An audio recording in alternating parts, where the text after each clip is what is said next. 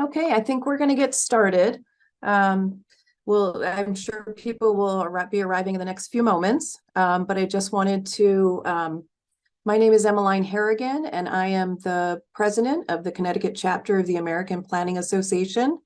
I wanted to welcome everybody here and thank you for participating in what we hope will be an ongoing commissioner training program that we offer on behalf of the chapter.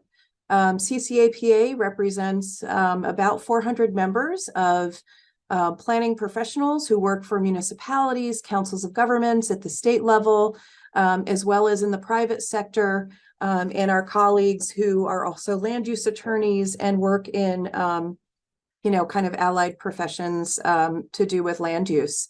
I'm very pleased to introduce Renata Bertotti for our very first, for our 1 o'clock session.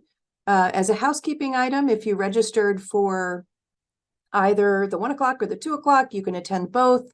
We're going to seamlessly transition from the 1 o'clock session to the 2 o'clock session. The first session is Land Use Academy Basic Training, Legal Requirements and Procedures, Roles and Responsibilities. Renata Bertotti is very well known to all of us. She's been a practicing planner in Connecticut for quite some time. And a lot of years. we were really pleased when she took over as the extension educator at Yukon Clear. It's nice to know that we have somebody who knows the ins and outs of what we do as planners every day at the municipal level. And Renata is extraordinary at understanding, the role of planners and has worked with commissioners for a very long period of time. So she gets it. She knows, what's going on. So the way that we're also going to format this is Renata wants this to be very interactive. So she's going to be looking to answer questions. So if you have questions along the way, you can raise your hand. You can put them in the Q&A or in the chat, and I'll be fielding those and letting Renata know if she's got questions that are pending. Okay. All right. So I'll turn it over to Renata. Thanks so much for doing this. Thank you, Emmeline. Thank you so much. And thank you all for attending the training. And I will start right away because we have some grounds to cover today. So let me share my screen. Can you confirm that you can see my screen okay? Everything looks great. Excellent. Okay, very good. So I wanted to start by introducing myself and my program. So my name is Renata Bertotti, and I work for Yukon Clear, which stands for Center for Land Use Education and Research. We cover these 4 areas, program areas, and I always start by displaying our website, which really is there because if you are a commissioner or if you are a planner or a staff at the town, you can find all sorts of really helpful information on our website. And I would encourage you highly to, when you have time at your disposal, to browse our website. The topics that I will try my best to cover today will consist of matters that are shown on your screen. How many we will get to, I don't really know. We will see, depends on number of questions that we get, but this is abbreviated version of our normal legal training. And with that in mind, what I'm showing you is if you are a new commissioners, please consider taking our basic training in fall next year. If you are commissioner that had taken this training, this is going to be a refresher. For some of you staff members, this might be a little bit basic, but it could be a good refresher for everybody. Some things that I have to say before we start. I'm not an attorney. This is not a legal advice. If you need an advice with regards to anything that happens within your communities, interpretations of your regulations, something specific to a development in your town, those are questions for your town attorneys. As I said, this is a basic training. We will be providing many more trainings in 2024. Please contact us with any area of interest in training. We're always looking forward to get those. There is an interesting case study, which is compilation of everything wrong that over time happened, like all over the Connecticut. And it's not everything that has happened that is wrong, but the case study, everything in it is kind of like erroneous. And it's on our website, and it's provided really for people to kind of like try and identify what happened, what is wrong, why is it wrong, that sort of thing. And then fact sheets also are quite helpful because they talk about their bullet pointed roles and responsibilities for each individual commissions, and I find that those are quite helpful. Slides, as Emmeline said, will be shared. I normally do pollings for interaction, but because we are abbreviated, we have to do this in a short amount of time. I won't actually do polling. I will ask you some questions in chat, and those questions may have multiple answers, and try and have fun. That is my best advice ever. So to start off, I always kind of want to talk at the beginning as to why are we all here. Some of you, if you are a commissioner, may be here because this is now required under general statutes. I'm hoping that many of you are here because these matters are interesting to you. We at CLEAR provide this training and have provided it for now more than 20 years because what commissioners do, and for those of you that are planners, you know, for you also, you know, what you are doing, those are incredibly important actions. Commission decisions impact both personal as well as the community interests in long term, and they carry consequences that are environmental, that are socioeconomic, that are emotional, all sorts of things. So with that, especially if you're a commissioner and a planner as well, you're finding yourself kind of more increasingly with times stuck between a rock and a hard place. You have to decide. This is my predecessor, Bruce Hyde's slide that probably some of you have seen before, but it's like really a good slide. You are trying to decide whether to walk in the middle of the road and get hit by a bus or walk at the edge of the road and be bitten by an alligator. Meaning, you know, you're trying to make a decision that is likely not going to be popular with your friends, neighbors. Sometimes you yourself are looking at these things and thinking, I don't really like the option A, but the option B doesn't seem that much better either. You know, what do I do here?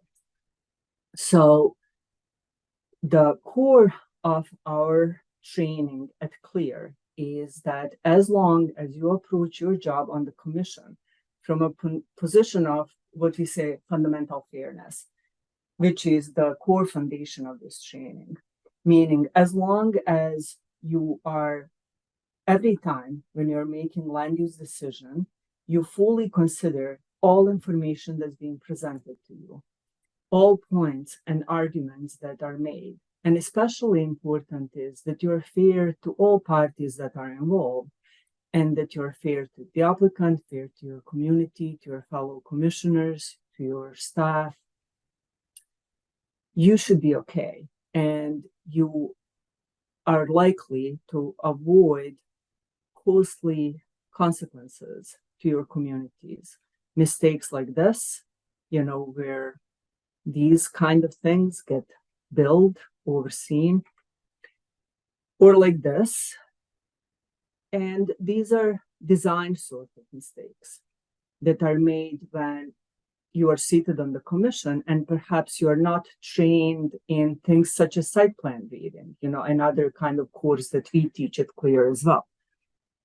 Or these sort of mistakes that are perhaps not as obvious as soon as they happen, but are cumulative and over time can become quite problematic for your community. So there are certain ingredients that are necessary in order to act fairly. And like I said, you have to be open to fully consider all these arguments, be fair to all parties involved, but you also need to always understand what your role is, what your role as a commissioner is, where your boundaries of power begin and how far they extend.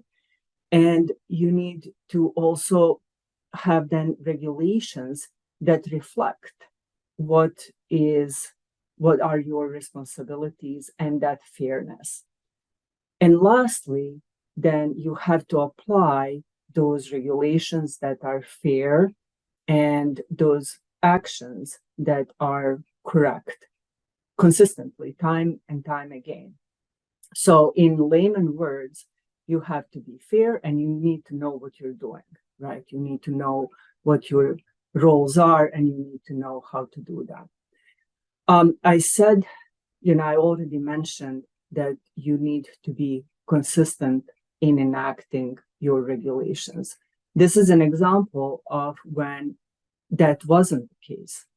There was an example when, in this case, there was a historic commission that was committed to historic preservation in their community, to such an extent that they wanted to look at each individual property within the historic district for which they had drawn guidelines, and they wanted to consider it each one separately. So they applied separate standards and sort of ignored their own existing guidelines, and were so arbitrary in their actions that the attorneys that brought, or architects that brought applicants to them, in the end, no longer knew how to advise their clients.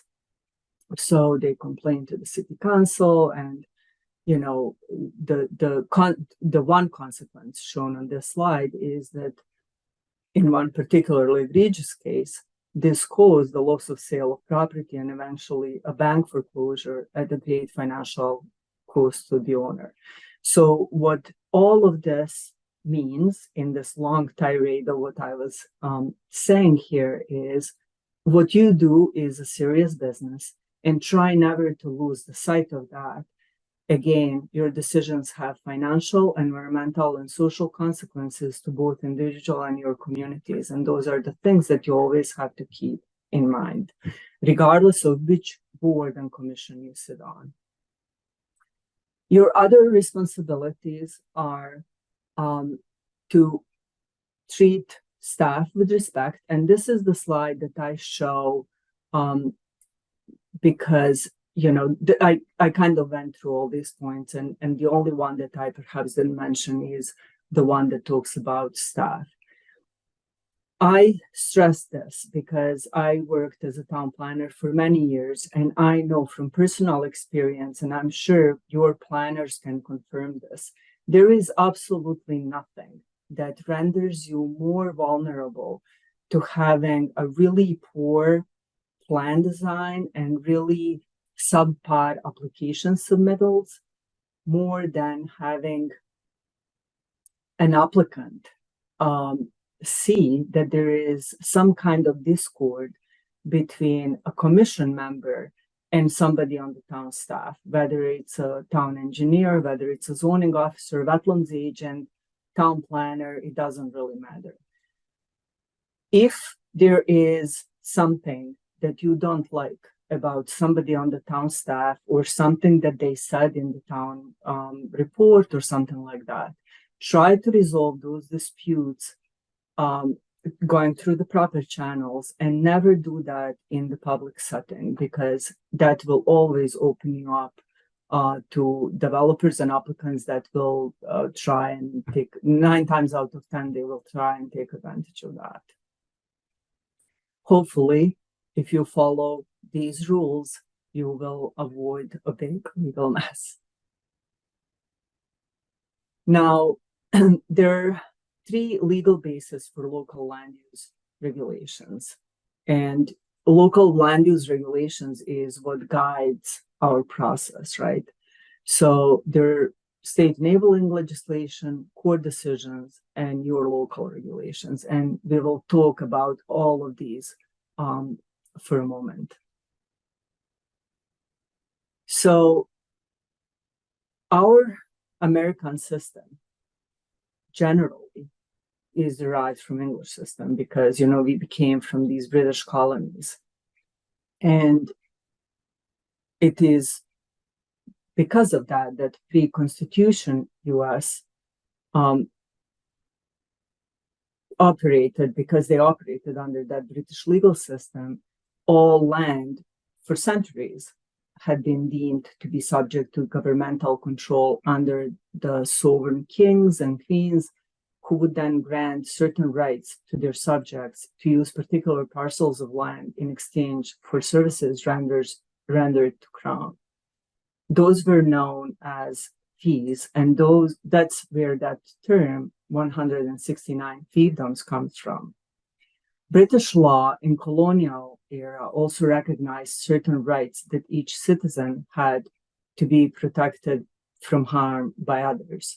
Parliament could create those protections directly by enacting legislation, and its authority to do so was, and still is, known as the police power. In addition, courts could create protective or compensatory rights by finding them to be inherent to civil society or common law. Common law, for example, required the use of land to be reasonable, that did not create an undue risk of harm or unreasonably interfere with the use of nearby property. And this is where, you know, we see that term nuisance. Now, under the 10th Amendment of the US Constitution, each state is considered to have sovereign rights over its land area, kind of like kings and queens.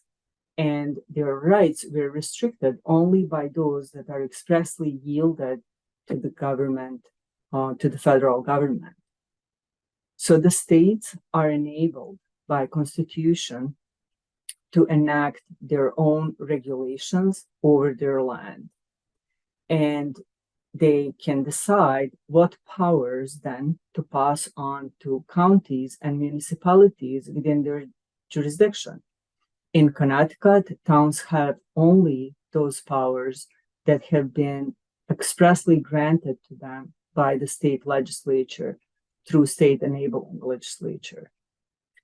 Since each of our town agencies has only limited jurisdiction, in order to take any valid formal action, then think about, like, on your commission, in order for your decisions on the commission to be valid, you must make sure that you stayed within these specific powers and restrictions that are then expressly granted to you by those enabling statutes.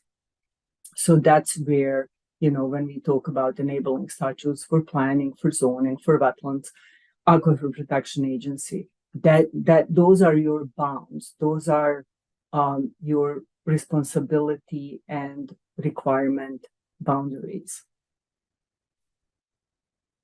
This is zoning, planning, and wetlands, General Statutes, Title 8, 124 for zoning, 126 for planning, and Chapter 440, Title 22A for wetlands. It is a total melatonin. Feel free to read this if you absolutely cannot sleep sometime.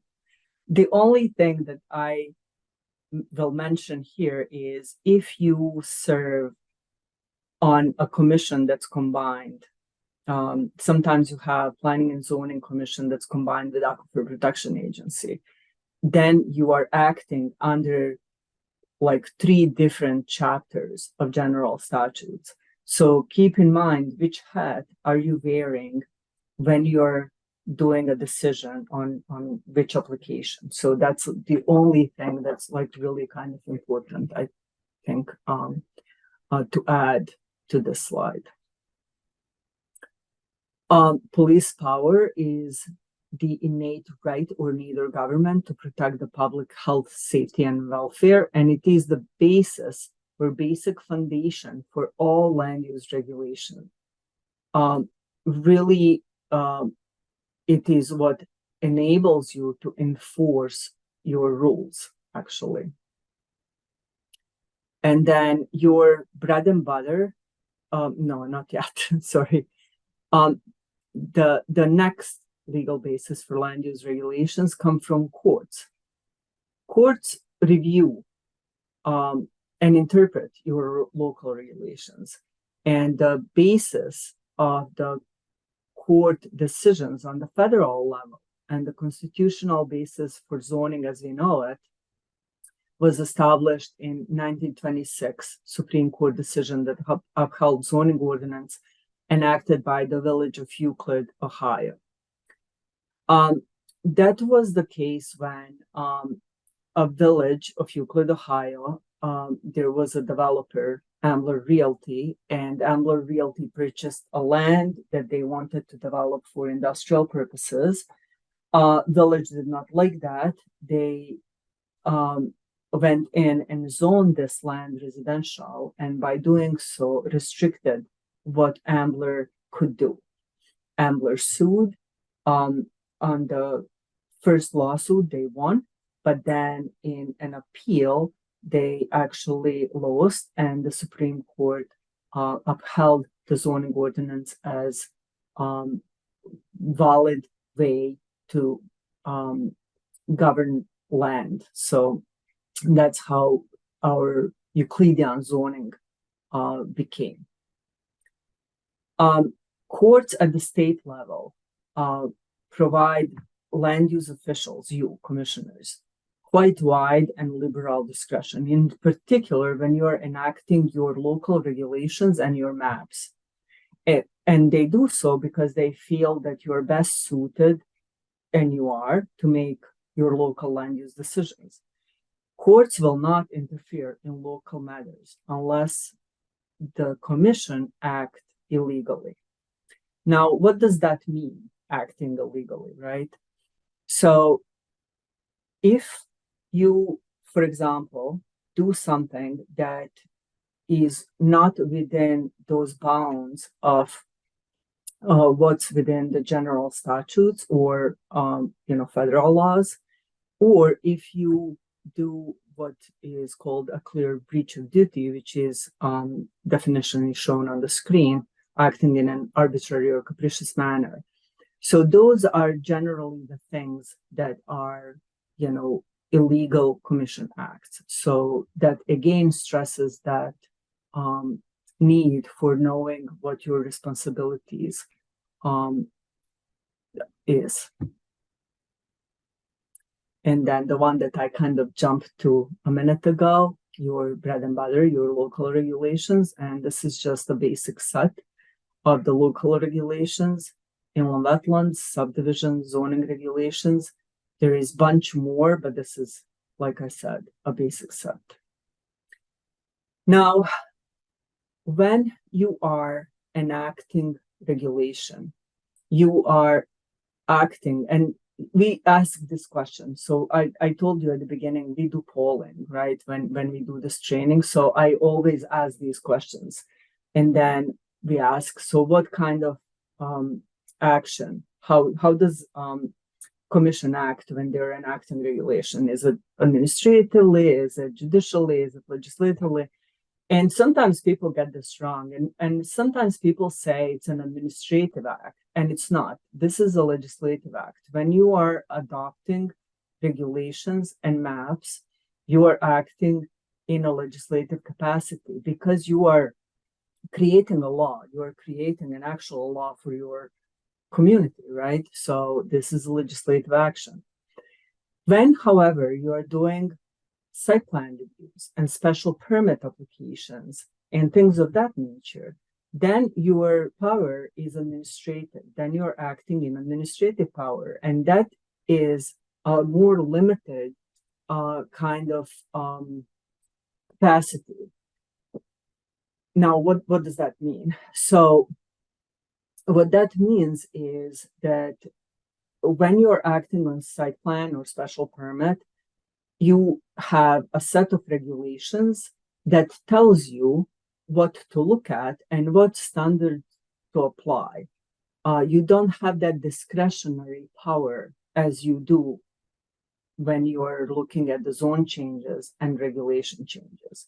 So just keep that in mind, because this is very important when commission acts, and this, in my experience, has sometimes gotten confused. When sometimes commission members think that they have more discretion when acting on perhaps special permits or site plan applications than they do. When you are acting on appeals, ZBA, sometimes wetlands, you're acting in a quasi-judicial capacity, and at that point you can reverse or affirm, or wholly or in part modify the challenged order, requirement, or decision. Now, our original training, before I started doing this, did not talk about variances or hardship, but I included these two basic slides on that just because this is another area where, variances are really probably the least understood form of the land use approvals. And I cannot tell you how many times I've been at the planning counter when a property owner would come up to me and say, "But what is my hardship? I just want to have a swimming pool. All my neighbors have it. Why can't I have it?" Right? So I figured I would include this slide that, in my opinion, really kind of sums it. And it doesn't say what hardship is, but it says clearly what hardship isn't. So it kind of talks about how granting of variance must be reserved for unusual and exceptional circumstances. So all my neighbors have a swimming pool. Why can't I have a swimming pool? Is not unusual circumstance. And then it needs to be something where a regulation has an impact to a property that's different than an impact to all the properties within the zoning district. So that's another argument against, what I just said. A mere economic hardship or hardship that was self-created is insufficient to justify a variance, and neither financial loss nor the potential for financial gain is the proper basis for granting a variance. So this was a court finding from Moon versus Zoning Board of Appeals, 2009 court case, and it really kind of sums it. And this is what happens a lot in the Zoning Board of Appeals meetings, where really Zoning Board of Appeals members feel for people who are in front of them, and those are community members, and they just want something simple. If you have too many people seeking swimming pool, if a whole neighborhood wants a swimming pool and a lot of people needs variances because of setbacks or whatever the issue is, then perhaps it's time to look at the regulations and fix the regulation and not issue like variance after variance after variance, right? So that's kind of how that probably should work better.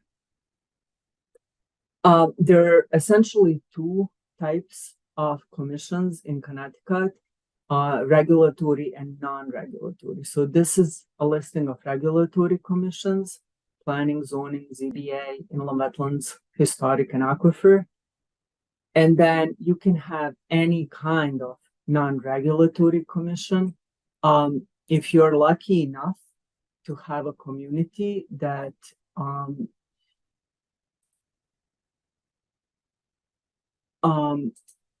if you're lucky enough that you have a community that has like a lot of volunteers, knock yourself out. You can have million commissions if you wish. These are just some examples. So this is, I think, the first question that I will ask. And I'm asking this because I know that there may be some planners, like some staff planners here. And this is one that I got frequently wrong answers from my attendees. So which of the following does the state of Connecticut, which of the following commissions does the state of Connecticut require municipalities to have? And I would appreciate it really if you would just provide some answers in the chat on this.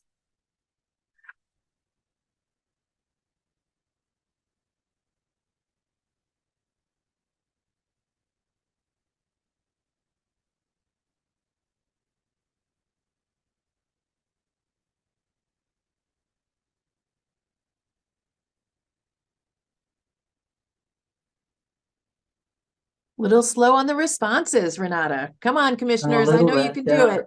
Let's go. There you go.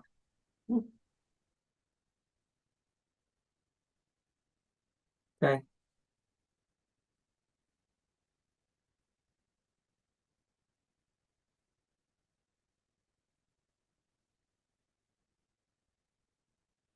Okay, very good. So I will tell you, as a class, you are a better class than my normal classes.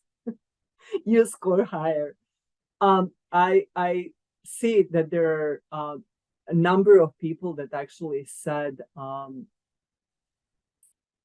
number 4, and inland wetlands, and that's the accurate answer. There are many of you that still got it mistaken. So the only commission, so I'm glad I asked.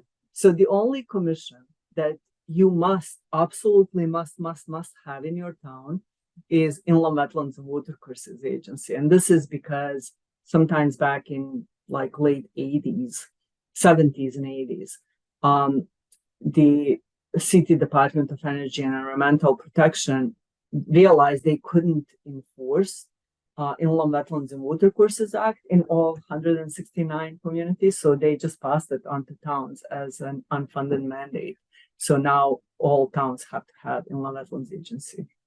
All these other commissions are formed because your communities wanted to have them.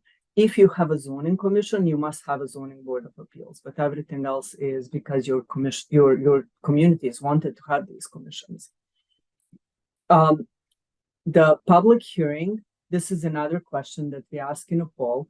When is public hearing by commission required? And sometimes the one wrong answer that I get here is that some commissioners believe that the city council or mayor may order a public hearing, and that is not accurate. So correct answer is that public hearing by commission is required when required by state statutes and when required by your local regulations. The last answer, whenever the commission wants, is in different color because that is also true. You may hold a hearing pretty much whenever your commission wants it, as long as your hearing is, about something that your commission does. For example, if you're on an open space commission, you cannot hold a hearing on, I don't know, the road construction or something like that. So it's got to be relevant to what your commission deals with. Zoning Board of Appeals must hold hearing on everything. And then planning and zoning commissions hold hearing on regulation and map amendments, adoption and amendment to the plan of conservation and development, special permits exception, which is the same thing, re-subdivisions, but not subdivisions. And the hearings may be required for site plan review. However, if the hearing is required, if you require hearing for the site plan review, this will not extend your time frame. So keep this in mind because the regular public hearing time frame, when the public hearing is involved, is 65 days, 35 days to open a hearing. No, 65 days to open a hearing, 35 days to close the hearing, and then 65 days to render a decision. So whenever you have an application, for example, for special permit, that is your 65, 35, 65 process. The site plan application has only 65 days. It doesn't get that 65, 35, then 65. It just has that last 65-day thing, whether you hold a hearing or not. And I will, in a moment, talk about why these timings are so important. Inland wetlands agencies can hold hearing for significant activities, for other activities, and if 25 residents of the town submit a petition within 14 days of application date of receipt. This last one is why the inland wetlands agencies normally don't act the same day they receive an application. They normally receive application, then wait and act the next meeting. If they receive an application and act on the same night and then somebody appeals, they may have an issue. Now, I just went over these time frames, right? So 65 days to open a hearing, 35 days to close a hearing, and then 65 days to render a decision.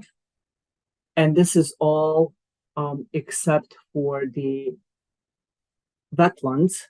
And in case of wetlands agency, there is 35 days to render a decision.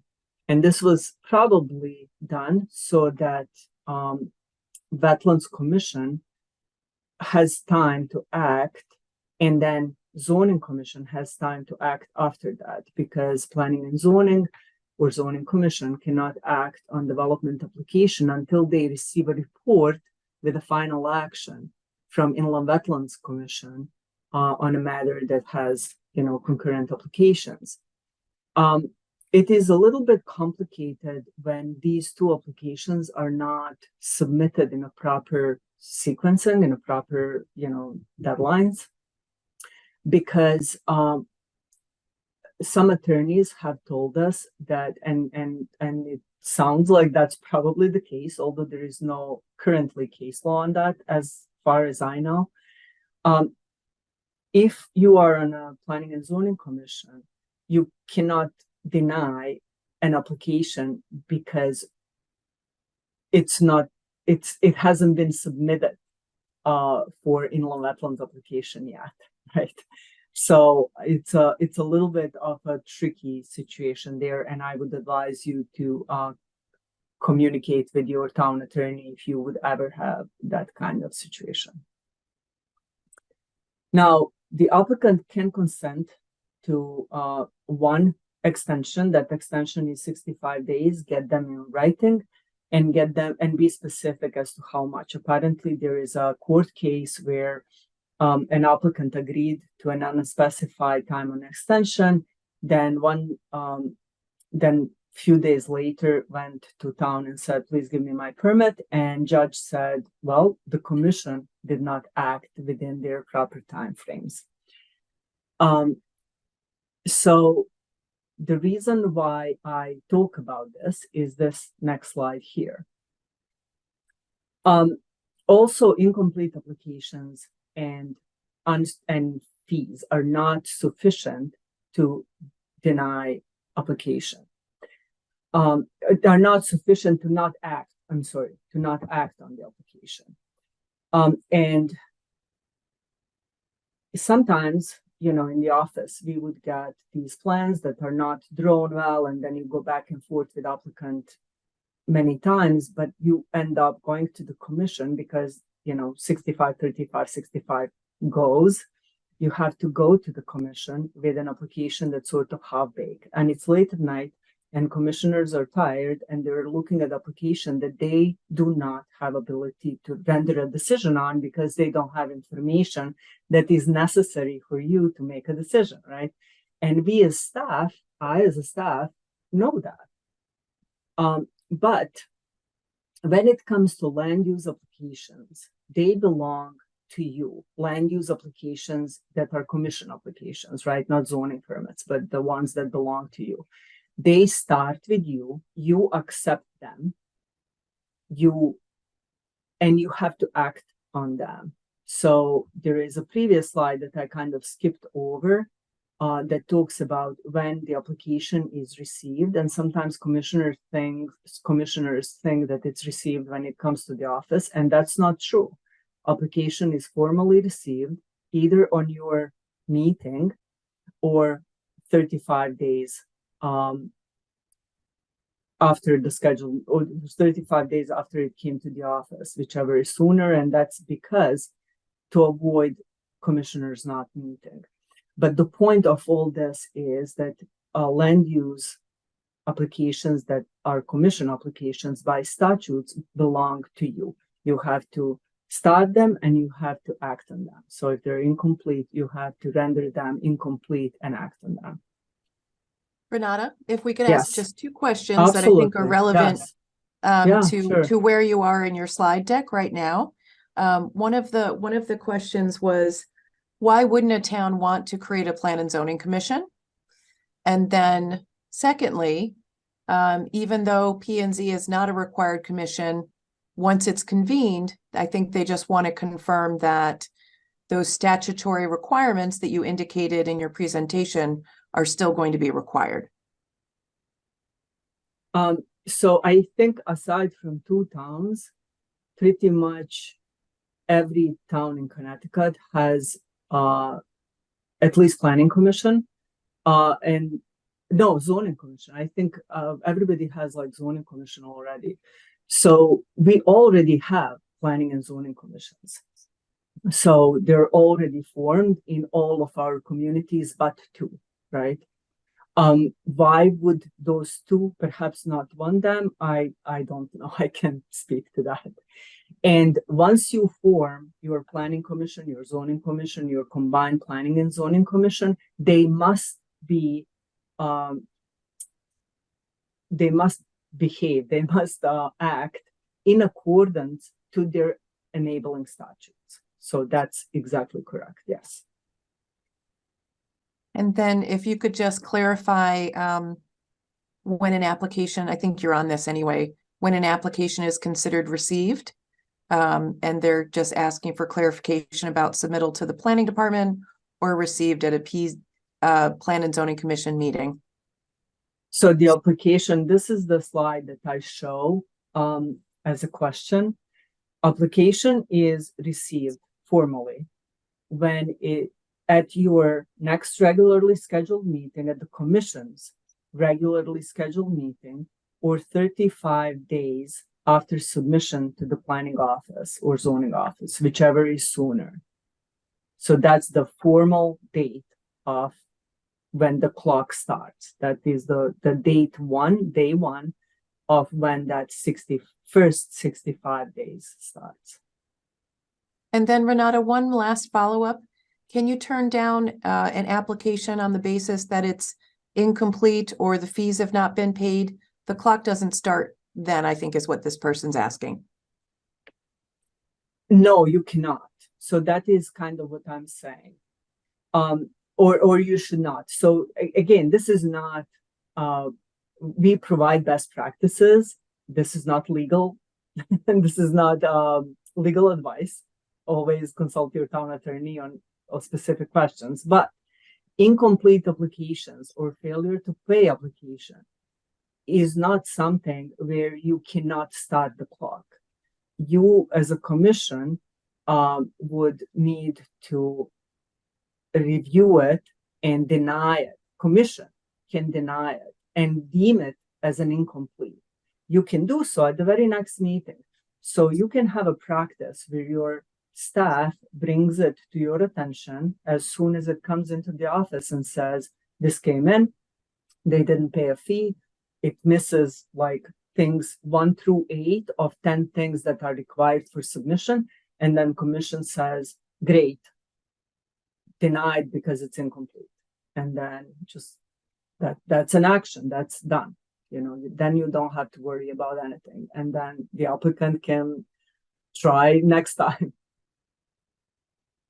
So that is the best practice. That would be the best way to do it, I think, we think.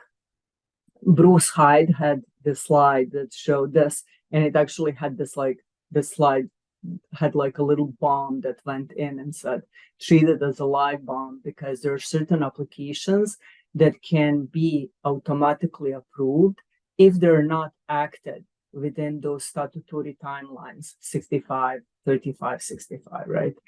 And those are subdivisions, site plan, and 8-24 referrals. So if you have a subdivision application or site plan application that you have not acted on within 65 days of receipt of that, formal receipt date, it may be automatically approved if you don't deny it as an incomplete. So Renata, this- just one other, I think, clarifying question. Can an extension be granted on an 8-24 if there's not enough time for the commission to complete its work within the 35 days? on 8-24 referral? Yeah, I mean, it's from the town, so Yeah, 8-24 referral is normally those are kind of friendly. something, yes, those are something that is town related. And 8-24 is really different anyways, even if first of all, you can get an extension in any of these, right? So it's an applicant can consent to 65 days extension on any land use application. There are no prohibitions on that. But 8-24s are also a little bit different because they're town applications and they're generally submitted, in my experience, at least on Monday for Wednesday meeting rather than like seeking extensions. Thanks, Renata. I think, and just as a time check, we're at 15 minutes to 2. We're about 10 minutes away. So let me just see what I have left on the slides real quick. And if there is a slide that I really want to check. Okay, I will tell you 2 things and then we'll go into questions. So slides will be shared. Again, I will encourage you to reach out to me if you have any questions about any slides that I haven't had the time to present today. But I do want to talk about this for a minute. Rules for running a meeting. It's becoming more and more tense in our commission meeting rooms. So I think the slide is a bit important. Chair is always in control. There should be no speaking of anybody unless and until they're recognized, and all conversations should go through chair. So especially for those of you who are in small towns, we will be in these meetings when there are people, neighbors. So Bob, the neighbor, is testifying, and then Jim, the other neighbor, is talking to Bob on the microphone and turning away from the commission, and that sort of thing. That should be not happen, right? So you, as a commissioner, should direct people to talk to you. They're in the meeting to testify to you, to give you their comments, and to observe you do your business. You should let people know the rules. Some commissions write the rules up and they share them.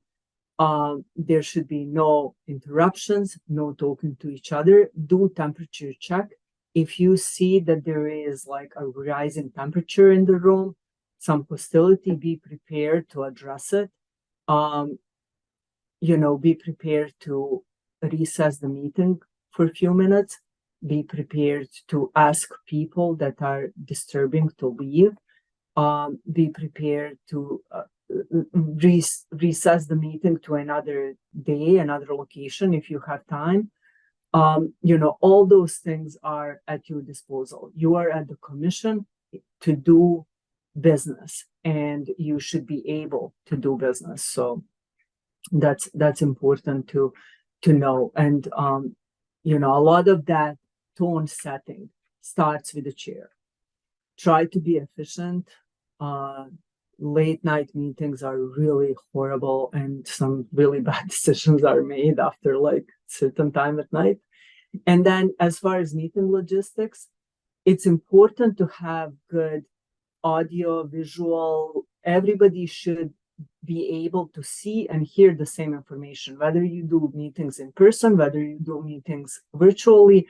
Everybody should be able to see what's on the screen, what's presented to the commission, which plan is shown, like all that stuff. So those are kind of things that are quite important to have available for people. And then the other slide that I have a lot of questions in my other trainings is a slide on site walks. Site walks are meetings. They must be noticed. There should be no comments, questions. Come with some notes and jot those notes down.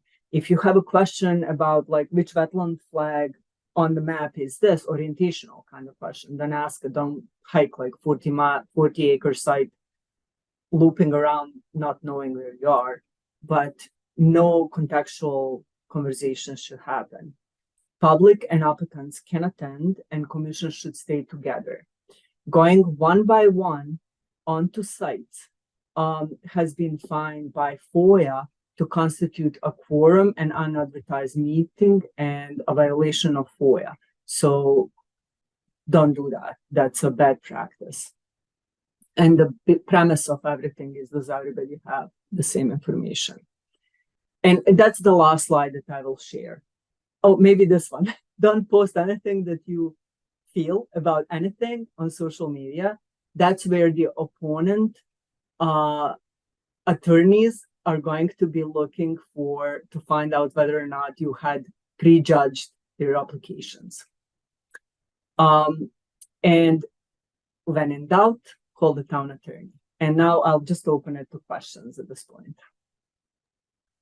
And I'm sorry, I kind of ran through these slides. I had more slides than I knew I had time for because I do want you to like look at these slides and come back to me next year. Renata, we do have a couple of questions. There were some comments in the chat that were a little bit fast and furious. So one of the questions I think had to do with hardship. What if hardship due to zoning? What if hardship is created after you own a property due to changes within the zoning regulations? For example, there's a zoning regulation change that then makes a property non-conforming due to setbacks. Well, but that's that is creation of a legal non-conformity more than a hardship. So those are different kind of things, I think.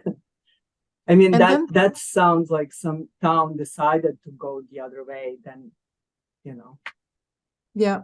And then there was an interesting question that sounds more scenario based, where if a member of a planning and zoning commission disagrees with the basis or procedure for adoption of a zoning regulation amendment, can he or she sue the commission to annul the amendment? They were not privy to any information that was not also available to the public. If he or she is a lawyer, can they represent themselves or another person in such litigations? And if so, do they have to resign from the commission or merely recuse themselves in any discussions regarding the matter? So all those questions are best answered by that person's attorney. Probably I agree. That person's attorney more than even like a town attorney, I would say. I agree, but I would also have to say that, you know, I think that it's nice when you can have a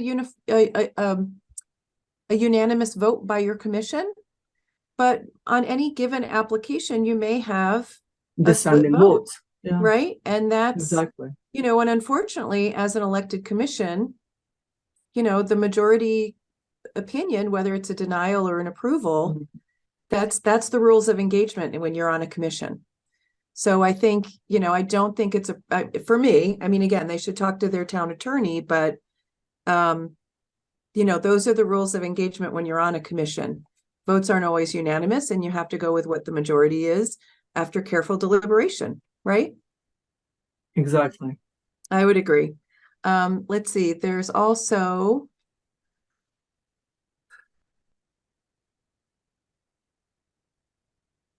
let's see, there's a comment. I often find that lawyers, land use attorneys who appear before our commission often feel very comfortable with the commission and the staff.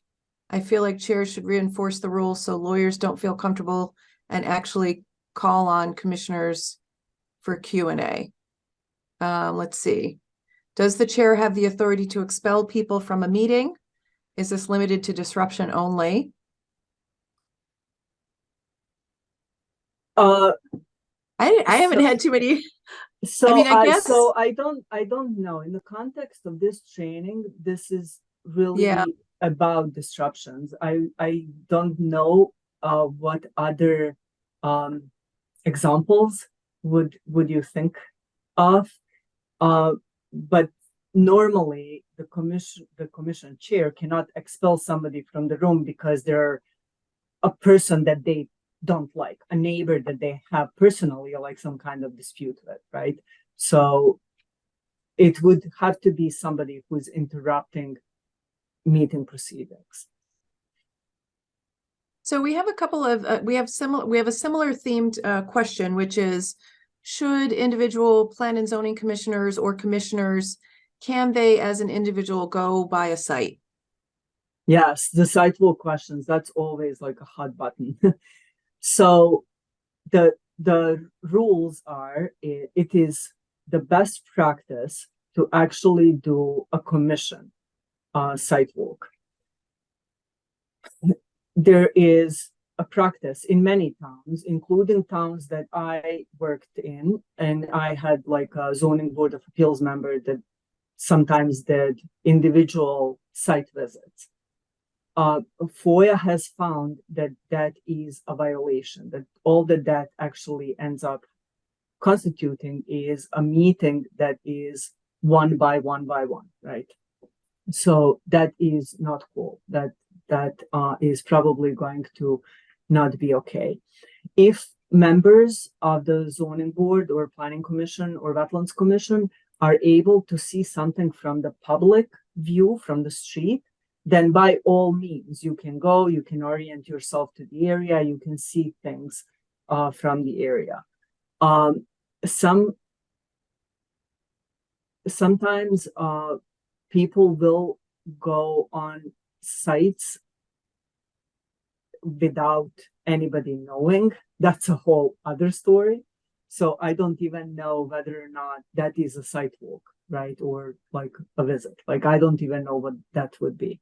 But consult with your town planner, consult with somebody if you are conducting those things, because those are a little tricky to do, and they're best done in a group, as a group. At least Thank you so that's much, what Renata. our attorneys are advising. Thank you so much, Renata. We're approaching the start of our next session. Very good. Thank you again. Thank you all. This has been Thank you all. great. Renata, would you be willing to put your email in the chat if folks have more questions for you that we weren't able to get to today? And what I would like to do also as a housekeeping matter for those of you who were not here at the start of the session, please report your training back to your land use staff in your municipality. If they need to double check with me, I've dropped my email in the chat and in the Q&A a couple of times, so they can certainly confirm with me. I'm at emmelineharrigan@gmail.com, and we can let them know that yes, you were in attendance. We will get a list of all attendees for both sessions, I believe. And if you'd like to do the 2 o'clock, it's going to start momentarily. So please stay on if you want the 2 o'clock. If you have additional questions, you can email Renata or myself in the chat. And as it is 2 o'clock now, we're going to move on to our next session, which meets the 1 hour housing required training per the statute requirements if you're a land use commissioner. Renata, if you can stop sharing so Ed can get his presentation up. So the next session is addressing the nation's housing crisis. Where will our children and grandchildren live? We're joined today by Ed Pinto, who's a senior fellow and co-director at the American Enterprise Institute's Housing Center. Ed's background is in housing finance work, but the focus of his work continues to be on how zoning and land use policies make land both expensive and scarce, and constrains the supply of naturally occurring affordable housing. Much of his research now focuses on light touch density and increasing the supply of naturally affordable and inclusionary housing. So we're going to go ahead and start our 2 o'clock session now. Again, if you are a land use commissioner who is participating in our training, please report that you are attending this training to your land use office folks. And if they need confirmation, I'm going to drop my email in the chat again, and they can send me an email to confirm. Thanks. And I'll just turn it over to you, Ed. Thank you, Emmeline, and thank you to the chapter for hosting this training session. And thank you to Renata for that most informative hour that she just went through. I'm going to handle sort of the flip side of what Renata covered, which is really once you have an ordinance and a lot of procedures around the various types of boards and commissions. I'm going to go back into the history. How did we get zoning initially? Renata touched on some of that. I'm going to go into a little bit more. I'm going to be covering more policy determinations, the ramifications of policies, and what we've learned about housing supply and housing displacement, much of which has to do, we find, with zoning and land use regulations and provisions. And so I'll be talking about that for the next hour. And the approach that we take at the Housing Center at the American Enterprise Institute is we start with data, and we have a huge supply or data set. We keep expanding it. It covers the whole country. It's down at the property level. Many of the data elements, we get data from literally 20 or 25 different data sources. We integrate them all together, and then starting at the property level, and we work our way up to various levels of geography. And we turn that data into information, and then we turn that information into knowledge. And today I'll be sharing some of that knowledge that we're able to put together. We've got a total of 24 different items that we've learned that are listed here. And I'll be going through some in a little more detail, some very quickly. But we just have learned a lot. So we've taken a lot of these lessons and tried to organize them into this presentation.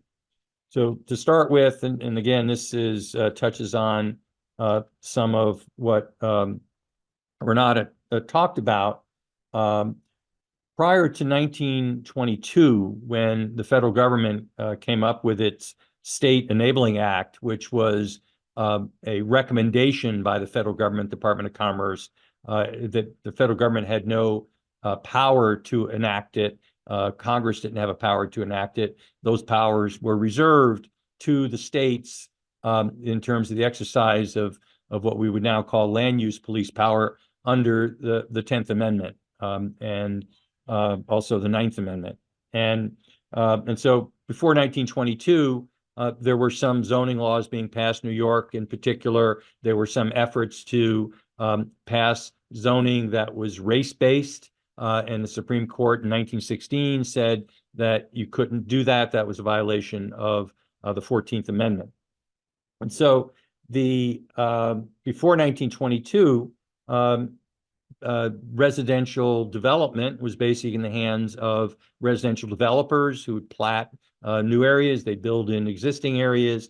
And it was considered just normal to have 2, 3, 4 unit structures, townhouses, small apartments, accessory dwelling units, cottage court buildings, all just interspersed or mixed in with single family detached dwellings. Sometimes if you were closer to amenities, commercial amenities, that you might have more townhouses, you might have more apartment buildings. Lots of times at a cross section of a street, a busier street, you'd have some apartment buildings on the corners, but then as you'd radiate out from that intersection, you'd have these other types of housing. And you can imagine or see these all throughout the country, particularly with older areas. They were also eventually became known as trolley car subdivisions, where there'd be commercial development along the trolley car route where the stops were, and then the housing would radiate out from those trolley car suburbs. There was an understanding even in 1922, and I was able to find a 1914 article by John Nolan, an early and well-known land use planner, entitled "A Good Home for Every Wage Earner," that different building types might be less costly to construct. And so it was well known that duplexes and triplexes, and even whether it was the top floor of a duplex or the bottom floor of a duplex, had different price points and therefore could appeal to different people in different incomes. In particular, a wage earner income, which as compared to a salary person who had a higher income than someone who was paid by the hour. So there was that understanding. Starting in 1922, though, as I said, the federal government promoted the widespread adoption of municipal zoning. They also had a model planning statute that they came up with, and they particularly encouraged zones that were restricted to single-family detached, which became the foundation of much of our zoning today, and what we now call exclusionary zoning, because it excluded everything in the zone but for single-family detached. And right from the get-go, the State Enabling Act, in its initial draft, had a footnote that said, look, if you follow everything that we have outlined here, we believe a court will say that you can have a zone specifically limited to single-family detached. And of course, we now know, and it became clear pretty quickly, that the real reason that this was being done was to get around the 1916 court case, which said that you couldn't zone based on race. And so the goal was to make the housing just a bit more expensive, which this was well known how that worked. And therefore that was going to keep not only blacks out of the area, the newly zoned area that was being built during the 20s. Remember, this is the Roaring 20s, and also certain ethnic groups. They were very specific about which ethnic groups: Southern European, Southern Italy, Eastern Europe, Russia, Poland. These were places that the goal was to keep those individuals out of these neighborhoods. And as Renata mentioned, the legal basis for zoning is an exercise of the police power. It's not an exercise of the nuisance power, which is a whole different situation. This was an exercise of the police power, which could restrict your ownership of land and put burdens on that ownership. And the legal basis for all zoning was for health, safety, and the general welfare. I think the important word is general welfare, which was in the original enabling statute. And that's the basic concept. And we'll come back to that, because it turns out that it looks like the general welfare, broadly defined, meaning having enough housing for our children and grandchildren, both more recently and in the future, is not being served potentially by the current zoning structure as we have it. And I'll get more into that. And it was as recent, or as far back as 1928. Two observers on the real estate market said the tendency to force rents higher than laboring classes can stand, because fewer buildings are erected for rental purposes, and larger ones are more expensive to construct because of restrictive conditions. So again, this was well known that this would be the outcome of the zoning. I'd point out that in 1940, 34% of Connecticut households lived in 2 to 4 unit homes versus about 16% today. If the share were the same today, Connecticut would have 375,000 more naturally affordable and naturally inclusionary owner-occupied and rental homes, sufficient to house about 25% of current households. And housing would be less expensive. It still has a cost, but housing and rents would be lower. While the zoning code severely restricted land use, And that became prevalent in the 20s and 30s and 40s, and the federal government was actually tracking this very closely. Another thing arose in the 1950s, and that was Not in My Backyard, and the environmental movement that also followed in the 1970s. And when that was combined with single-family detached zoning, this exclusionary zoning, the result was higher land prices and leaving new additions to housing supply constrained and unable to meet demand. Drove, as I said, land prices up tremendously, and that process is still going on today. And the birth of NIMBYism, we can actually date, and if this ties into a little bit of what Renata talked about in terms of the policy, the process background. In 1956 or so in San Francisco, there was a desire for a property owner to build a motel. And the question of first impression came up, is a motel a hotel? That may sound quaint today, but building a motel in the urbanized area of which San Francisco was pretty much all urbanized, the city of San Francisco was a case of first impression back in the mid-50s. And so the zoning commission had to decide, is a motel a hotel? They actually, following now Renata's advice, they asked their attorney, and the attorney said, well, it's not defined. You get to define it under the provisions of the zoning code. And so that, of course, necessitated them coming up with a rule, and that rule necessitated a hearing. The hearing necessitated the public participation, and in effect, NIMBYism was born, but along with it was discretion. Now, something new was introduced into zoning, which really hadn't been around prior to that very much.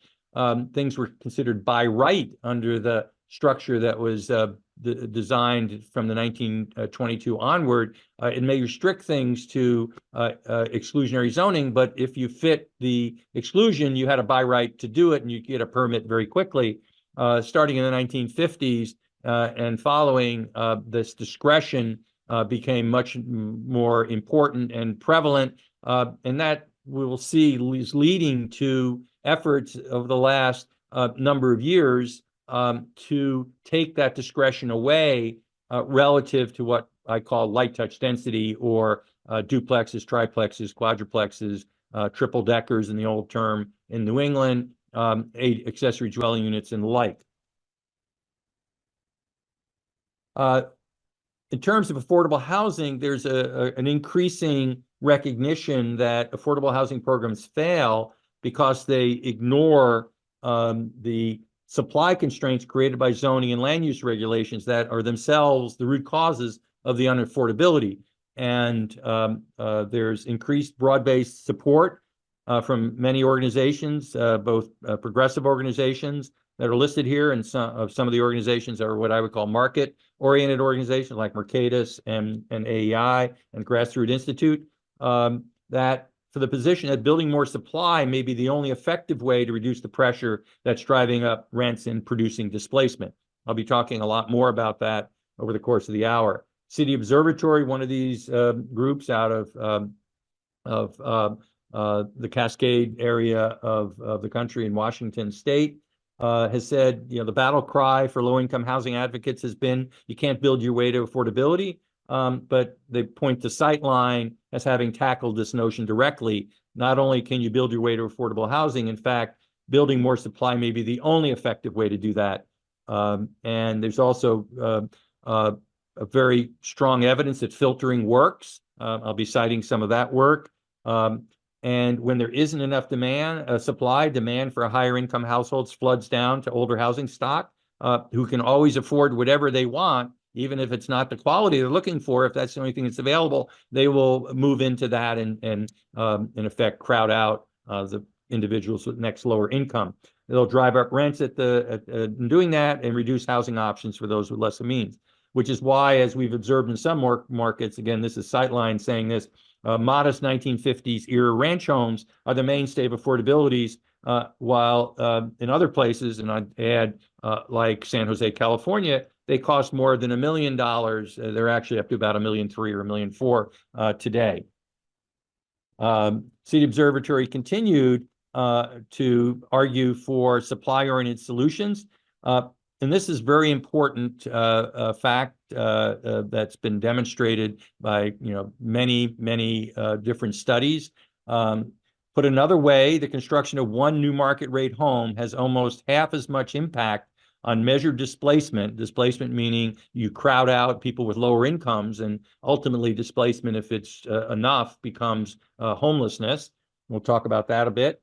What this means in practice is that 2 or 3 new $600,000 single-family homes or condominiums built in the Bay Area, they were talking specifically about the Bay Area, in the last decade or so, reduced displacement by as much as building one new subsidized unit. On its face, the subsidy puts to rest the old saw that building more market rate housing leads to more displacement. It doesn't. In fact, the building more market rate units is an effective anti-displacement strategy, as the numbers demonstrate. But we also have to consider cost. If the government faced a costless choice between so many market rate units and an equal number of subsidized units, and it didn't cost anything to provide the subsidized units, the only policy objective were reducing displacement, the answer would be clear. But building subsidized housing is hugely expensive from the public sector. And as they pointed out, this again is some time back, that building a subsidized unit in San Francisco and East Bay costs $700,000 a unit. And you can build market rate housing in many cases for less than that. So we basically say that light touch density, walkable development, is another variant of light touch density focused on areas, residential areas that are next to amenities, commercial amenities, and are walkable. Those were largely made illegal by traditional exclusionary zoning, but they are in fact a subsidy-free antidote to these past policies that have created scarcity and raised costs. Continuing about subsidized housing and the problems that that ultimately caused, one study across 11 metro areas, this is a different study that was published just this summer, found that if each area produced new housing units the same rate as the 90th percentile metro area for 10 years, market rents would fall by 2 to 24%, with a median drop of about 17%. And the federal cost savings in reduced cost to Section 8 housing assistance programs would be nearly $2 billion, enough to increase assisted families by about 19%. By comparison, doubling the number of units placed in service through LIHTC for a decade, the alternative method to just letting the market build more through loosened zoning that allows higher density, would have a savings of only $231 million. But of course, as pointed out by Sightline, while the savings would be $231 million, the cost of the Treasury to double the LIHTC program would be $100 billion. And of course, LIHTC projects also inevitably benefit from layer after layer of other subsidies, state, local, and federal. So the costs are just tend to be even much higher than this $100 million cost. And they drive out crowd out smaller, naturally affordable developers. They drive up costs, and they do tend to promote concentration by race and income, and tend to be located in tracts that have high levels of racial and ethnic segregation and poverty. The further support comes from the California Legislative Analyst's Office, which has written a lot about this topic for the legislature. They had one long piece on California's high housing costs dating to about 2016. They followed it up by saying that existing affordable housing programs assist only a small portion of low-income Californians. Most low-income Californians receive little or no assistance. Expanding affordable housing programs to these households would be extremely challenging and prohibitively expensive. It may be best to focus these programs on Californians that need specialized housing, such as homeless individuals or families or persons with significant physical or mental health challenges. For the rest of the market that faces more of an income challenge, encouraging additional private housing construction would help those individuals who are not receiving assistance. And considerable evidence suggests that the construction of market rate housing reduces housing costs for low income households and helps mitigate displacement. And bringing more housing, private housing is no easy task. It requires state and local policymakers to confront the very challenging issues and taking many years to come to fruition. Despite these difficulties, these efforts could provide significant widespread benefits, lower costs for millions of Californians. Of course, those steps would be loosening up the land use restrictions and zoning restrictions. Lastly, to conclude on this affordability, light touch density is naturally affordable and inclusionary. It's inclusionary because you get a broader range of incomes, which by definition is going to make it more inclusionary, which goes back to the original point that was well known in 1922 that would be the case. And by tamping down home price and rent appreciation, it has the potential to be more effective than expanding the low-income housing tax credit and to increase the effectiveness of existing funds. The key, though, as we have found, and I'll talk about in a moment, is by right light touch density. A, it has to be by right, and B, it has to follow the keep it simple, stupid rule, which if that's enacted, that will unleash a swarm. I'll talk about that in a moment, and reduce the rate of homelessness by decreasing displacement pressure, which we have found to be the most significant indicator or thing that explains the level of homelessness and metro by metro by metro across the country is the displacement pressure, which is a very simple metric. What's the median house price divided by the median income? And the higher that number, and it ranges from under 3 in some substantial portion of the country to over 10 in places like San Francisco and other places, San Jose, places like that. I'll just mention one of the other things that happened during the last 50 or 60 years with zoning was single room occupancy units were effectively zoned and regulated out of existence. There were hundreds of thousands of these units. The YMCA alone had over 100,000. San Francisco, New York, Chicago, all the major cities had tens and tens of thousands of these units. Most of them were zoned out of existence and regulated out of existence. And that disappearance has coincided with the rise of modern homelessness as it eliminated a valuable safety net for the poorest urban residents.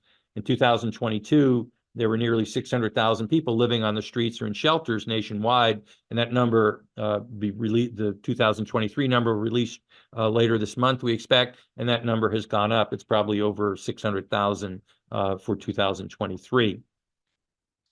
Another thing that was done was less and less lower priced land at densities of 15 to 30 units per acre is zoned for moderately priced apartments.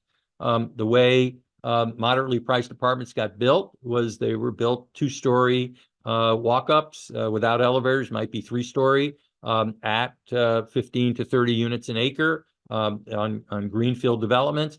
Over time, more and more land was zoned not to be eligible for that, or downzoned to 7, 8, 9 units an acre, which of course then required that you build more expensive units on that same land in order to recoup the land cost.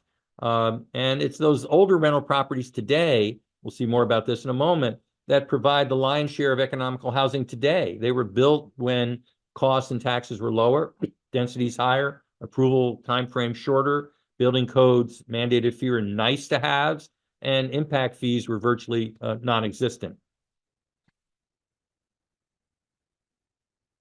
So I mentioned earlier filtering down, adding supply and filtering down. That's the key market force to assure affordability.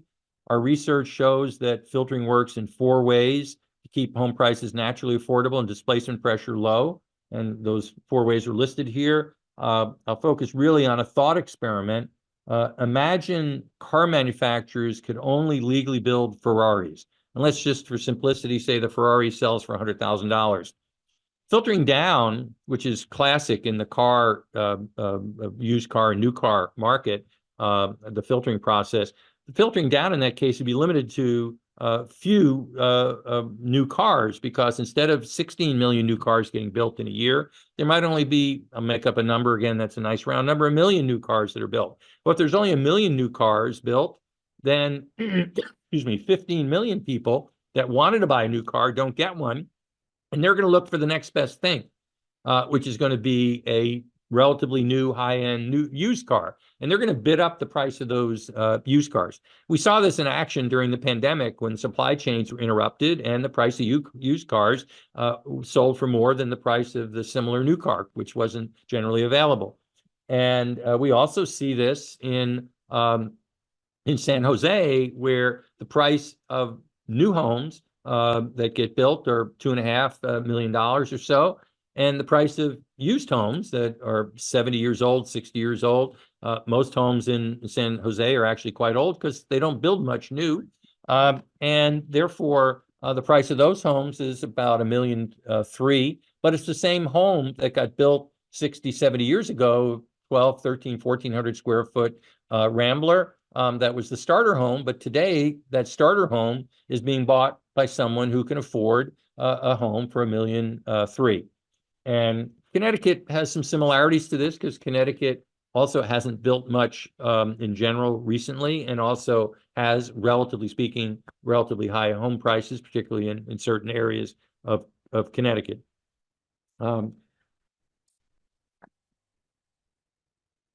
Specifically on homelessness, we've done a lot of research on this, and we looked at 64 different factors that we took into account to try to explain how to explain the level of homelessness, the variation among city to city to city, and because we found a huge variation. And the single most significant factor that we found was, as I said before, this displacement pressure, median house price to median income. And you say, well, how can that be more significant than, say, rents or rents to income? Well, the answer is what I mentioned earlier. This is an auction market for housing, in effect. One of the groups, I think it's Sightline, uses the term musical chairs. And if you think it as a game of musical chairs, and there's 100 people that want housing and there's only 90 chairs, and if you have a series of auctions, let's say, where you sell 10 chairs at a time, starting with the most expensive chairs, then the people who can afford the most expensive chairs are going to get the expensive chairs. As those expensive chairs get sold, the people that are left are going to move down the chain. And even though it's not exactly what they want, they're going to be satisfied with that, but they're going to bid up the price of that because there's going to be a lot of competition for the next 10 chairs and the next 10 chairs. At some point, you're going to have people that would want to be homeowners, but there aren't enough homeowner homes left out of those 100 or those 90 chairs. And so they're going to be having to rent. And if they rent, they're going to be starting to bid up those rentals. Well, you get down to the last 10 people who at the last session of musical chairs, where you have 10 people that don't get a chair. Well, they have in general the lowest income. They've been crowded out of the housing market because there's not enough supply. And we see this vividly in Houston and Los Angeles. Houston had in 2012 had this low displacement pressure rate, although it had at the time one of the higher displacement rates in the country, and they were very dissatisfied. They thought that was a horrendous rate in Houston in 2012, and they started by putting together an organized program led by the mayor of Houston, but it encompassed the entire Houston area. And you can see by this green trend line that they went from about 1.3 homeless per thousand, and they're now down at about 0.4 homeless per thousand. Whereas Los Angeles started with much higher home prices relative to incomes. They were at 7.5, whereas Houston was at 2.5 back in 2012. and their housing pressures continued to soar. It's now up at around 10, and their displacement rate has gone from 3.5 per thousand to around 7 per thousand, and the recent homeless counts for 2023 show a 9% increase from 2022, whereas Houston had a 3% increase, but had been declining for many years before that. So again, this is all part of that direct relationship between median home price and median income. We also can show this by looking at something called supply skepticism, which I call, also known as, builders will use higher density to make more money. They will rape and pillage. And I think there are a lot of people that seem to think that, but we decided to test that hypothesis. And while zoning data sets on zoning are hard to come by across the country, it's getting better with zoning atlases. There's a private company that's doing this, and we're looking at both of those for future work. But in the meantime, we decided to just go with something we called as-built density. And so we looked at the 200 largest metros in the country. We looked at the 500 largest counties in those 200 largest metros. And we just did a simple analysis where on the left side here, we looked at, well, what was the square footage of the lot that they're on? Because we had that information from the public record file. And we converted that to units per acre. And then we said, well, what's the gross living area of the houses that are getting built relative to the density or units per acre? And you see this gradient that starts out at 2,900 square foot gross living area and goes down to about 1,900 as the units per acre goes from 1 to 7. There is just a serial decline as you move, and it's quite a substantial decline. We then looked at price. And so the x-axis is the same units per acre as before. And but the price goes from about 500,000 down to about 360,000. Again, a substantial decline. And we do the same for attached housing. There wasn't enough attached housing or single family attached in, this is for Hartford County, Connecticut. There wasn't enough in Hartford to show that, but pretty much everywhere that we show that, we get a similar result. And this is the result we get pretty much across the country, which shows that if you allow higher density, builders will build more affordable, naturally affordable housing. It's just the way it works because the land cost goes down, the units get smaller, and the combination of the two leads to lower prices. So we think this is a pretty compelling argument. And for greenfield development, if you were to you can see that the median in Hartford County is only about 2 units an acre. And I know that's divided up among the zoning powers of all the cities and all of that, but it ends up being about 2 units per acre. And this was what was built since 2000. You see that if you could get to 4 units an acre, you'd get about 5,000 more homes over 10 years. At a lower market value and with lower gross living area than the homes that are being built today at 2 units per acre. And that's a meaningful increase in volume and supply. And therefore, that would add meaningfully to supply. This next research shows similarly that it's the imbalance between the supply of homes and demand, which is largely driven by employment change, and that is the main cause of metro home price growth or appreciation. Greater new construction keeps home price appreciation more in line with income growth. Lesson 1, if you add lots of new employees, you also need to add new housing. That's down by the green dots with the green line. If you get behind, you need to catch up by building more.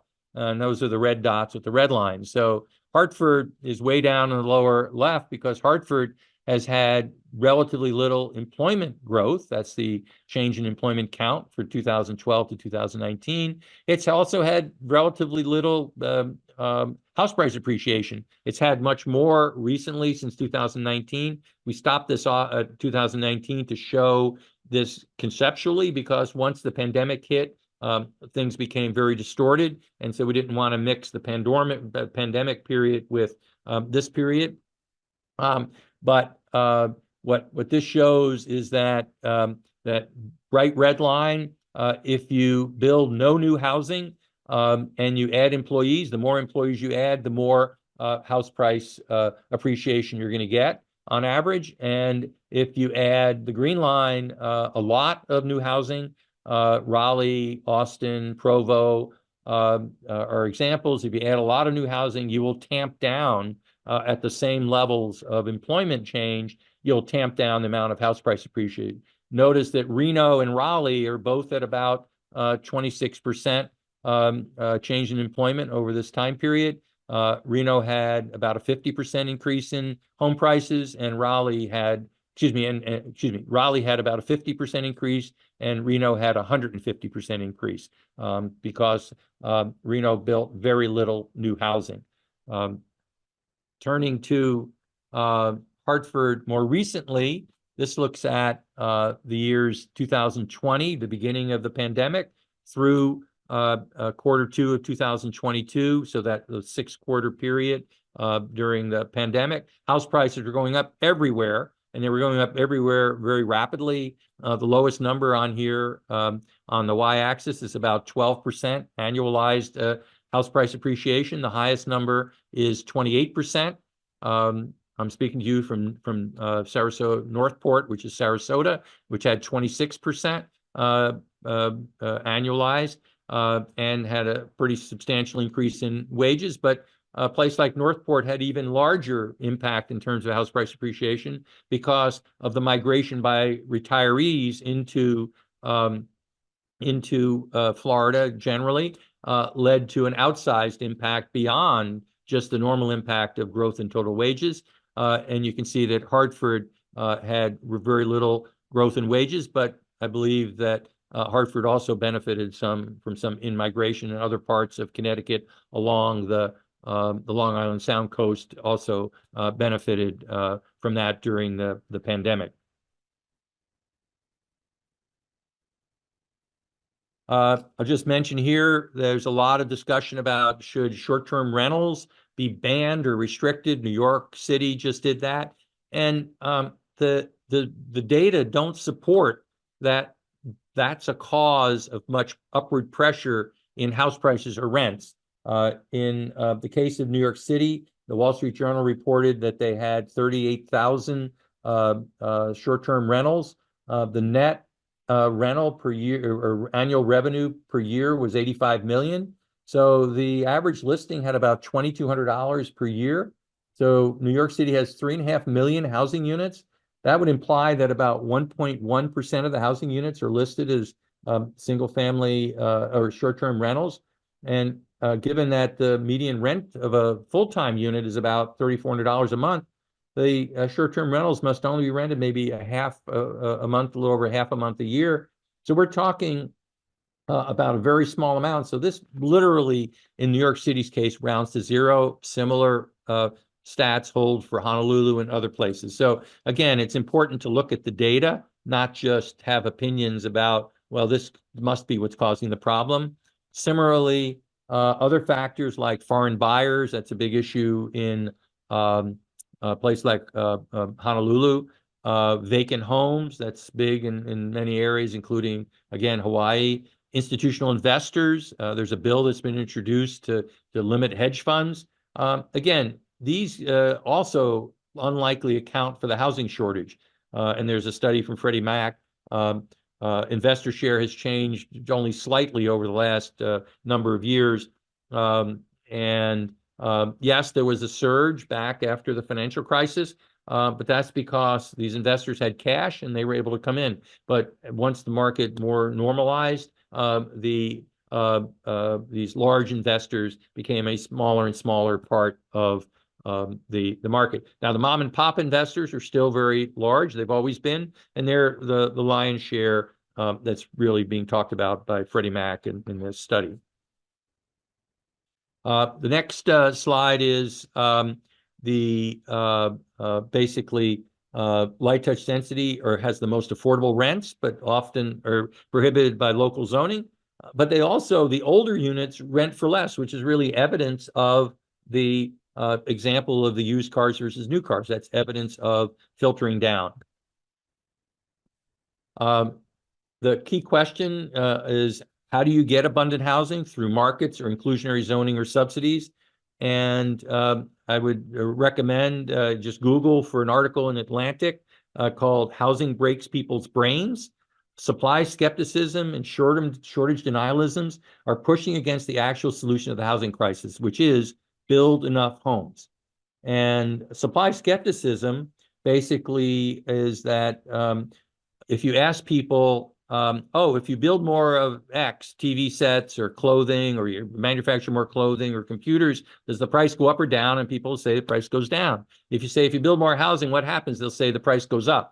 Well, that's the breaking of people's brains. They say, well, building more housing isn't going to help. And as that scatter plot that I showed you earlier, it absolutely does help. But then there's shortage denialism, which is that new homes and developments, when I drive around, there's plenty of them. Well, that the long and short of that is the plural of anecdote is not data. It's just more anecdotes. You actually have to look at the data and see if the data are keeping up, the construction is keeping up with the demand. And if the construction is not keeping up with demand, the fact that you see a bunch of construction is neither here nor there. Let's see. So we basically have concluded that light touch density plus keep it simple, stupid unleashes the swarm, and it does answer the question, where will our children and grandchildren live? Something I just came across just in the last week or so. There was, I mentioned earlier, single room occupancies. Another thing that was outlawed by zoning largely over the last 50 to 60 years were rooming houses. And there's now something that changed the name to it. They're calling it co-living. And there's a company called Pad Split, which splits a home into rentable rooms. And the New York Times just had an article that's linked here, an old new way to provide cheap housing.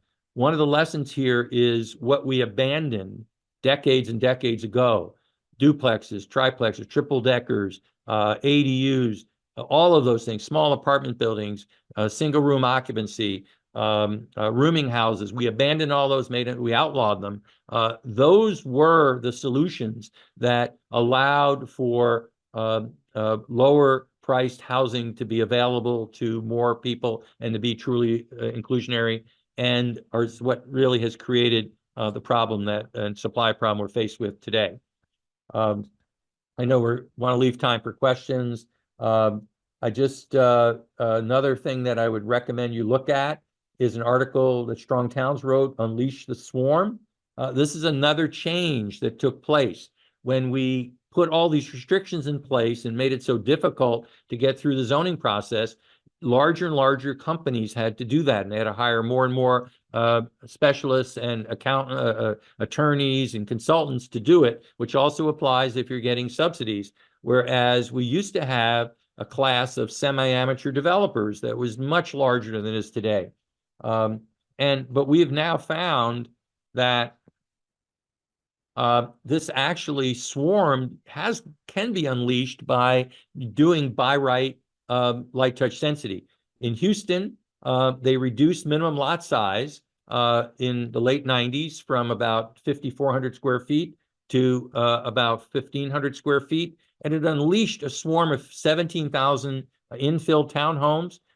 And we've identified about 3,000 unique builder developers that were involved in that. And very few of them were large builders. In the United States, about 40% of all single-family homes on 1 to 4 throughout the country get built by 19 large builders. But when you look at something like light touch density, unleashing a swarm, it's a very small percentage. We did the same thing in Seattle, and we found there they legalized something called low-rise multifamily. which is another name for townhouse. And they developed, again, nearly 20,000 of these townhouses in specific areas that they called urban amenity areas.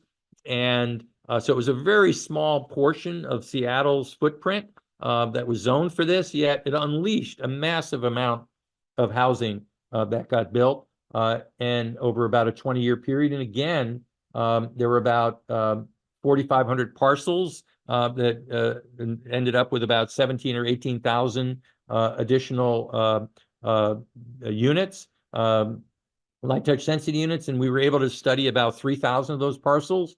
And about 975 unique builders and developers were involved with those 3,000, with no one builder accounting for more than 2.3%.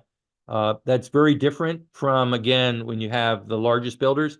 I'm not opposed to large builders. I'm just saying you have to realize when you put these zoning restrictions in place, you're keeping out the people who can actually get this done through just old-fashioned American ingenuity and have sources of capital and sources of workers and things like that that work from the bottom up.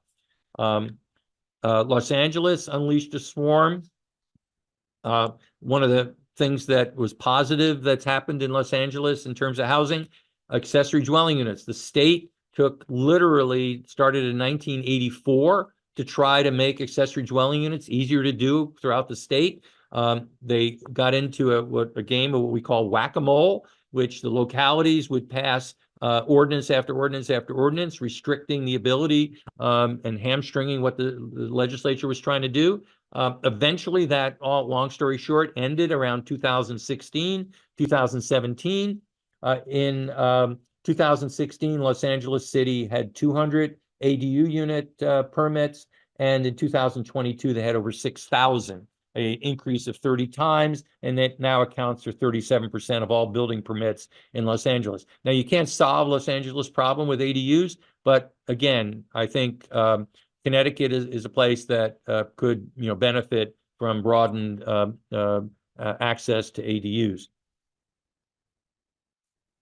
I actually looked at, there are thousands of builders that will build ADUs in Los Angeles. And virtually there are none of the large builders will build an ADU. So again, it's a completely different business. If you're a large builder, you can't get the economy of scale with ADUs, with duplexes, triplexes, townhouses done one by one. We're not talking about greenfield, we're talking about infill. Philadelphia, Hartford might be interested in this.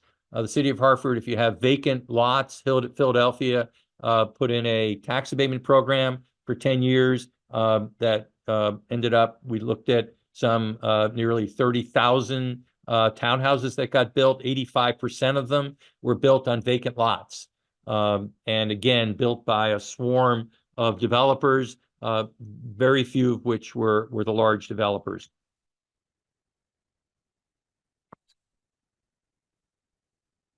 I'm going to finish with McMansionization, which the opposite flip side of light touch density is if the only thing that's legal in a zone, single family detached zone, is single family detached and the price of land goes high enough, the McMansion becomes the highest and best use. And we have tracked that. We have found basically 200,000 McMansions that have gotten built over the last 10 years or so across the country. They're also largely built by small and medium-sized builders because, again, it's not something that you can do with economy of scale. But there are cities all over the country that are having more and more McMansions being built. I will finish with our naughty or nice list. Our children and grandchildren deserve to be on the nice list for abundant housing. And so the left side here has the things that lead to not having abundant housing. And the things on the right are things that lead to abundant housing.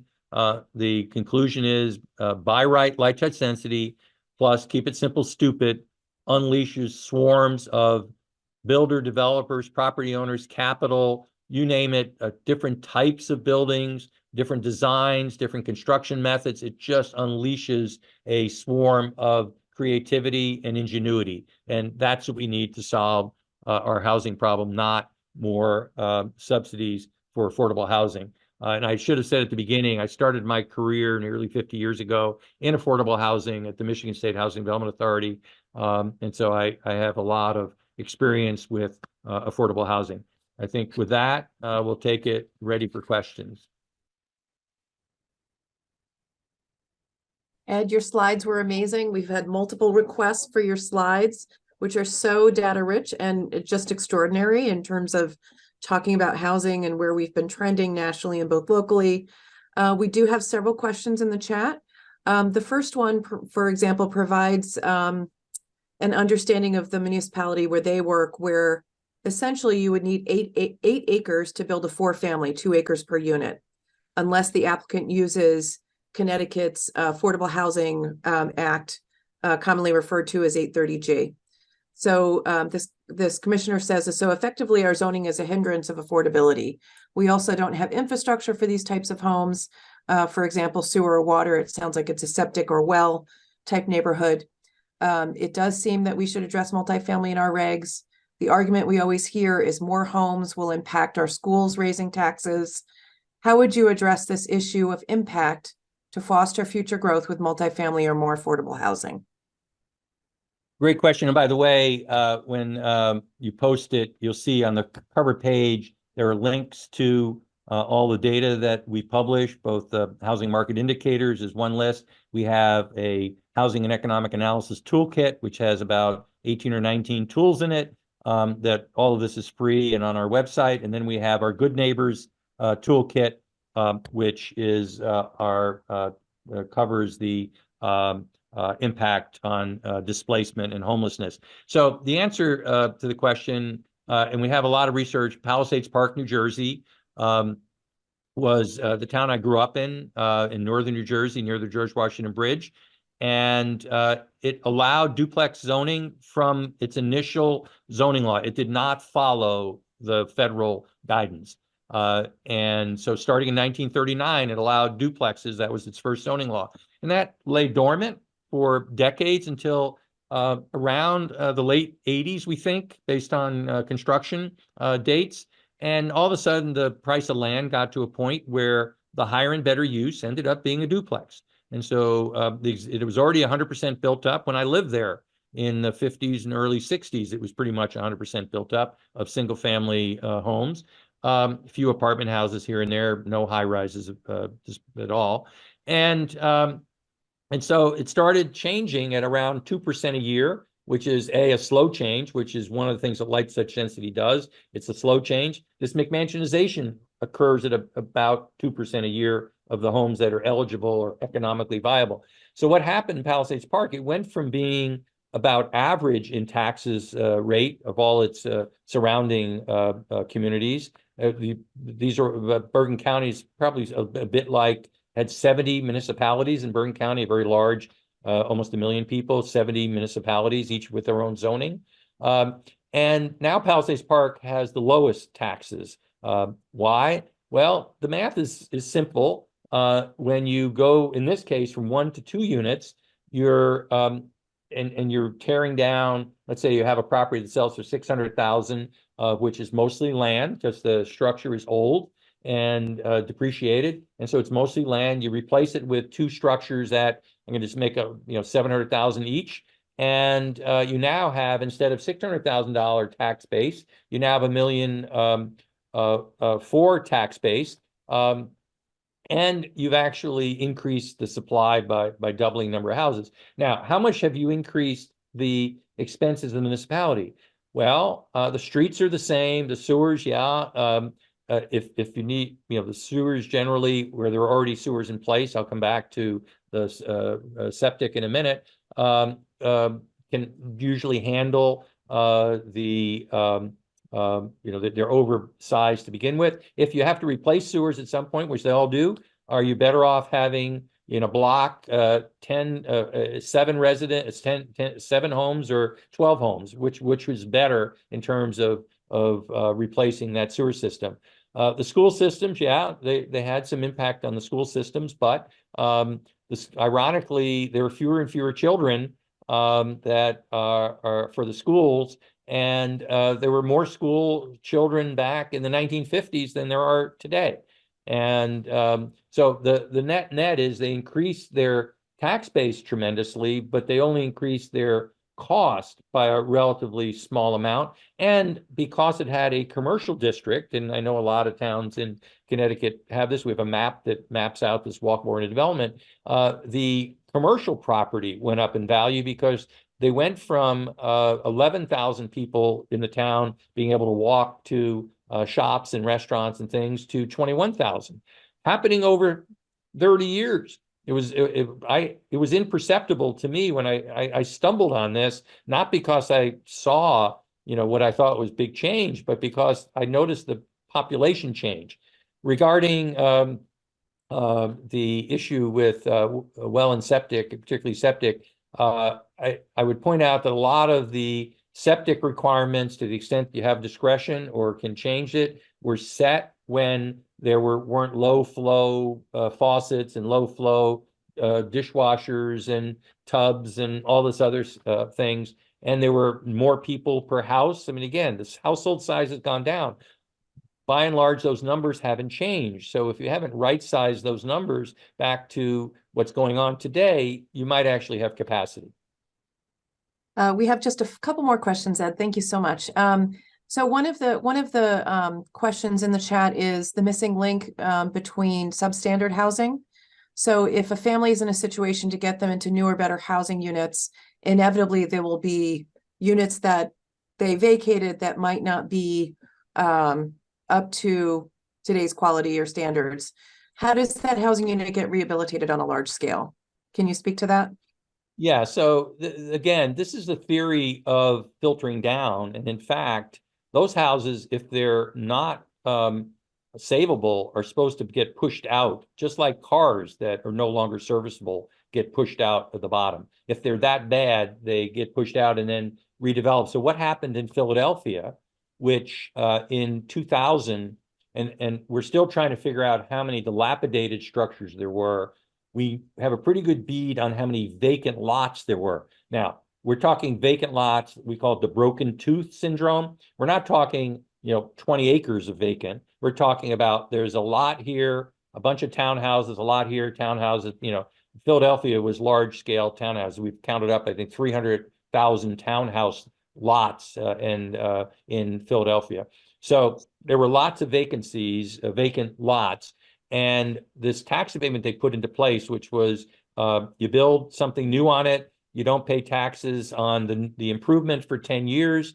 That unleashed a swarm of, and it's all in the deck that I went through very quickly, unleashed a swarm. As I said, we counted up 30,000 townhouses that got built. There were also a bunch of 2s, 3s, and 4s. There were some single family detached, but it unleashed a swarm of building.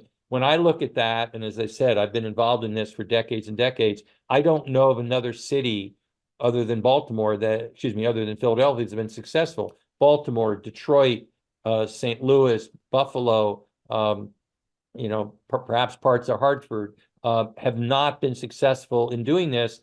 And is it perfect what they did in Philadelphia? No, but directionally, it has had the most improvement that I've seen. I saw a stat that said in 2000, Philadelphia had the highest per capita rate of vacant lots. And again, we're talking about sort of derelict lots, not just vacant property, never developed, vacant lots in the country. So they've really made a tremendous stride in addressing that. Ed, we're at our time, but I didn't know if you have time for 2 more questions. Sure, I have time. Okay, perfect.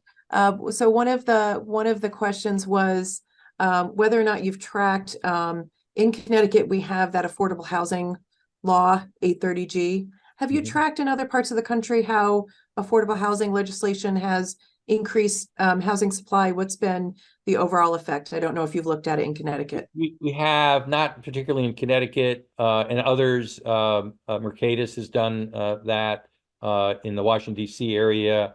I mentioned the LIHTC, the low-income housing tax credit. So we did look very specifically at Seattle. So I mentioned the miracle that happened in Seattle, and Seattle's a case of both the miracle and it was too good to be true, so they in effect undid it.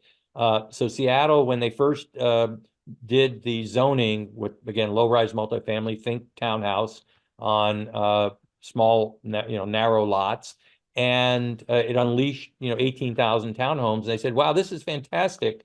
We could do better if we put a requirement that one of the townhouse units in a development, which usually only had 3 units or 4 units in it, one of them had to be affordable under the definition of affordability.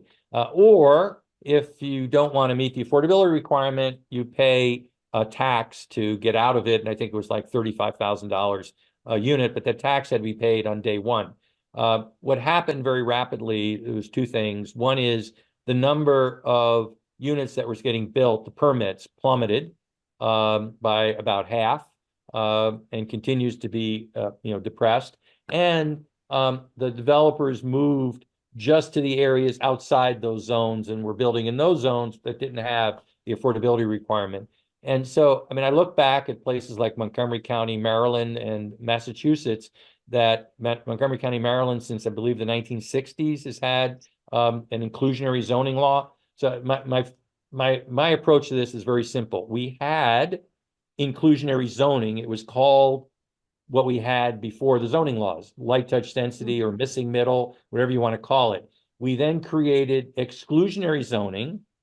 And then we said, oh, we created that through zoning, exclusionary zoning. We're going to solve that by creating what is now inclusionary zoning. Well, that's not inclusionary zoning. Inclusionary zoning is what we had when we had light touch density in the missing middle.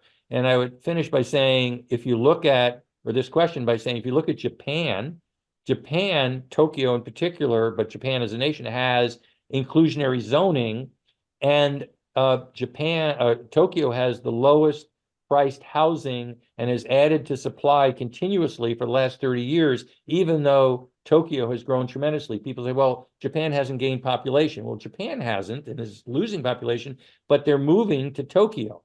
And Tokyo has had a big increase in its rents, and home prices have been very stable. So inclusionary zoning needs to be, you legally allow all kinds of structures, not create a Rube Goldberg structure with all these requirements that only large developers can figure out how to hire attorneys and other planners and others to figure out how to comply with it.